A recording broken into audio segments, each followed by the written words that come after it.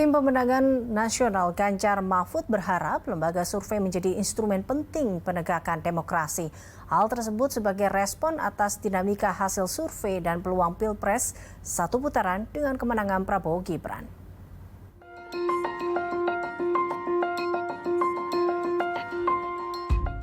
Politisi PDI Perjuangan sekaligus Ketua Penjadwalan Tim Pemenangan Nasional Ganjar Mahfud, Arya Bima, angkat bicara atas hasil sejumlah lembaga survei terhadap elektabilitas ketiga paslon. Menurutnya, lembaga survei harus mengambil peranan penting dalam mencerdaskan pemilih.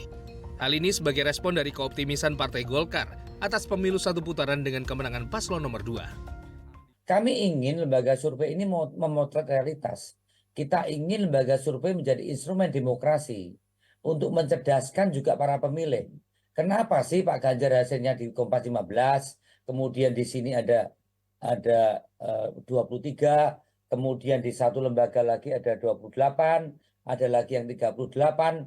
Jadi akhirnya lembaga survei menjadi satu instrumen yang membingungkan kita. Jangan sampai lembaga survei ini lama-lama 2029 orang udah nggak pengen lagi mengetahui hal-hal memotret realitas dari lembaga survei. Sebelumnya, Ketua Umum Partai Golkar sekaligus Dewan Pengarah TKN Prabowo Gibran menyebut paslon nomor 2 hanya memerlukan 6% lagi untuk meraih kemenangan satu putaran. Hasil survei terakhir itu Pak Prabowo dan Mas Gibran itu 40 sampai dengan 45%. Tentu kalau Pak Prabowo dan Mas Gibran 45%, untuk sekali putaran butuh 6% lagi.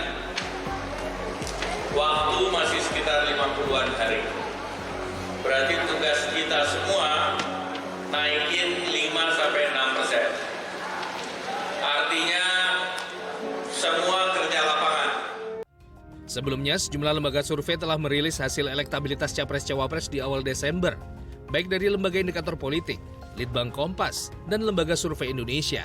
Capres-Cawapres Prabowo Gibran unggul dari dua paslon lainnya dengan angka rata-rata mencapai 40%. Komisi Pemilihan Umum sendiri telah menetapkan syarat untuk pemilu satu putaran. Berdasarkan Undang-Undang Pemilu, pemilu satu putaran terselenggara jika pasangan Capres-Cawapres mendapatkan suara lebih dari 50%. Dengan syarat, yaitu mendapat setidaknya 20% suara dari 19 provinsi di seluruh Indonesia. Tim Liputan, The Universe.